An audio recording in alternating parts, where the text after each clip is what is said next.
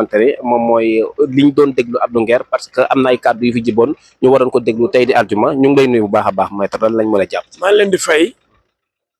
di am naqaru rëy di am mettit lool ci suma liggéey ci liggéey avocat défenseur ba ma nekkee avocat ba léegi ëpp na fanweeri at ak juróom-ñaar masuma gis benn attekat flagrant délit renvoyé dossier bi 1 mois ci coobare boppam ñu laaj ko lu tax mu ne man maa tey man juge bi lu tax nga renvoyé ko mu ne amul lu ma leen di expliqué mu ne dàq na atte Abdou Nguer fii ba le 20 mars donc fii ba weer boo ko seetloo mu mel ni ñu tëyee sunu supporters yi Maroc weer soog leen atte loolu mosul am Sénégal bu amee Maroc it mosul am Sénégal sauf bu fekkee ne am na raison mooy lu tax c'est-à-dire partie civile mënuñu koo jot ñu renvoyé wala ñu demandé renvoi mais kenn demandé wu renvoi même procureur demandé wu renvoi président bi daal ñëw na ñu dàq na affaire bi ba le 20 mars ñu ne ko président lu tax mu ne aw ma benn explication bu ma leen di jox alors que code de procédure pénale moom li mu wax président daf koo violé daf ko nappaaje ndax dafa ni code de procédure pénale bu ñu la jàppee flagrant délit dañ laa war a atte immédiatement moo ci tàng-tàng bi wala audience bi gën a jege loolu man fi laa ko fekk sax man bi ma ñëwee nekk avocat ba léegi changé wuñ ko dañ ni am mbokk en français ñu wàcc wolof le prévenu en matière de flagrant délit doit être jugé immédiatement ou à la plus prochaine audience kon tey tribunal def na ñoome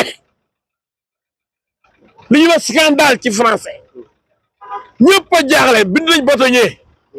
demandé nañ sax bu demee bu ñu ko jaree avocat yi grève ndax lii buñ continuer di ko def ñun ñu war a taxawal ñi ñu yaakaar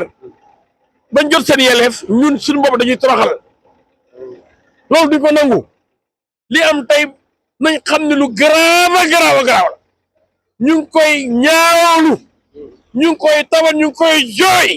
ndax war la atte flagrant délit yoon ne dañu war a atte ci tàng bi wala ci audience bi gën a topp bi ci gën a jege ñuy sànni la weer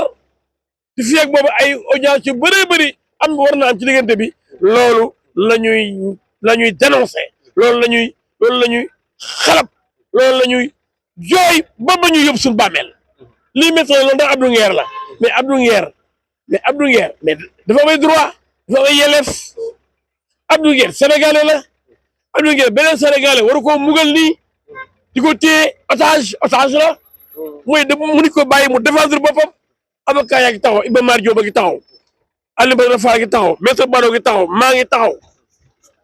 pour défendre Abdou Nguer ñun ñëpp ñu bind suñu tur léegi ne moo dàq nañ ko ba weer waaw lii ci yoon mayewu loolu yoon mayul benn président tribunal baa leen koy wax barke alxuraan yoon mayul benn président tribunal mu renvoyé dàq d'office en matière de flagrant délit pour weer loolu violé na président bi ci boppam tooñ na yoon nappaaje na yoon te loolu dañ ko dénoncé te loolu ministre bi war na ko yëg autorités yi war nañ ko yëg président cour d'appel war na ko yëg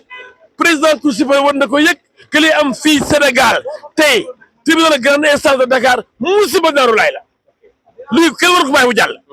léegi leen yéen yi ñi nga xamante ne yéen ay avocat Abdou Nguer lan moo si doon say taxaw comme da ngeen jàpp ne dañoo bafoué la règle maanaam démocratique ak judiciaire. mais lu ci mën lu may jooy ko taw li ñu def ni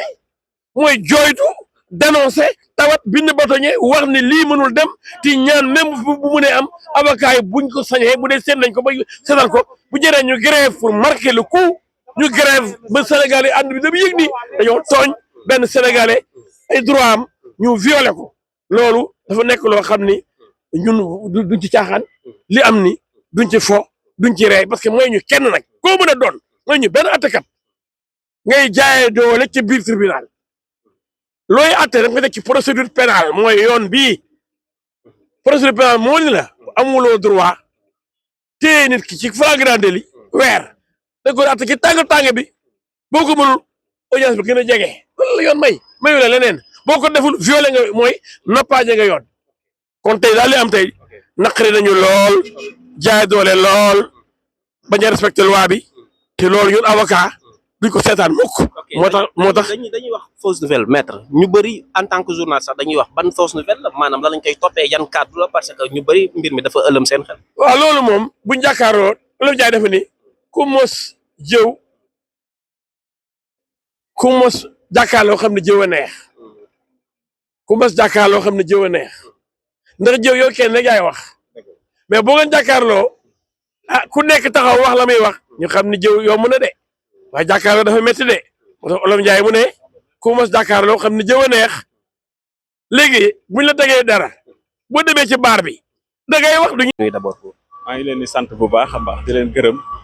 di leen wax comme ni ma ko waxee woon bay passé rek daanaka man affaire yi dara duma ci bett comme ni ko maître El Hadj Diouf waxee ku ne xam ne vers le 20 mars nag man wax dëgg yàlla lii comme ni ko maître waxee man lii moom maa ngi koy doog a dégg wax dëgg yàlla comme ni ma leen wax rek Abdou moom dafay déranger bu baax a baax a baax a baax man dama jàpp ne Abdou moom lépp loo xamante ne bi wax na ko rek man doo sax comprendre te man jàpp naa ne division fausse nouvelle man de mosuma dégg lii 20 mars xëy na nag yéen bu fekkee mas ngeen ko dégg après ngeen wax ma c'est la première fois comme ni ko maître El Hadj Diouf waxee boo déggee maître El Hadj Diouf ni muy waxee sax da ngay xam ne xolam seddut te cër bi war dëgg boo déggee ni muy waxee cër tant que avocat cër bi war dëgg joxuñu ko loolu nag wax dëgg yàlla xam naa ne boo déggee ni muy waxee xam naa ne am na tey déception quoi par rapport ak client. ok jërëjëf mbir mi bu fekkee ne dañ koy yóbbu fii ba 20 mars ça veut dire 1 mois loolu lan lay junj parce que maître nee na dañ bafouer la règle démocratique. waaw comme ni mu ko waxee xam nga aussi tamit danoo nekk si réew moo xamante ne bi Sénégal moom dafa naqaree waxee te yaakaar naa Abdou Nguer li mu wax bari na ba démb rek ñenn si ñoom dégg na koo xamante ne bi yëkkati na ay kàddu jëmale ko si président de la république te gëm naa ne dara du ko ci fekk buñ demee ba naan bay wax naan premier ministre day am information yoo xam ne président du ko am nga gis nit ku toog di muy waxee nga xamante ne bi wax dëgg yàlla bu fekkoon Abdou ko wax leneen mënoon na ko ci fekk nit des fois dina yëkkati ay kàddu yoo xamante ne bii muy gën a metti kàddu Abdou Nguer mais comme li ma leen wax keroon rek Abdou moo nekk koo xamante ne bii dafay déranger te nag wax dëgg yàlla nag Sénégal nag moom jàpp ma woon ne lii dina am nguuru Pastef quoi wax dëgg yàlla réew moo xamante ne bi kenn amul droit wax sa xalaat man am naa droit nit wax ma ne gëmuma loolu kenn ku ne aussi tamit am nga droit man ma wax ma ne la gëmuma loolu kenn ku ne am na si droit wax dëgg yàlla. jërëjëf Bour ñu ngi lay jaajëfal. waaw maa ngi bëgg bu baax li may wax daal en tout cas ñi atte lii laay war a sóoli li ñuy atte nañ ko xam ndax keroog yombal xëyam kenn ku nekk li nga atte suñu borom dina ko laaj alxuraan dane suma latus aloona yow ma isin anin naximi lépp looy atte keroog yombal xëyam suñu borom dina ko laaj ñi ni jiite nañuy am yërmande te xam ne wax dëgg yàlla nguuru Pastef non Sénégal gépp dañu am déception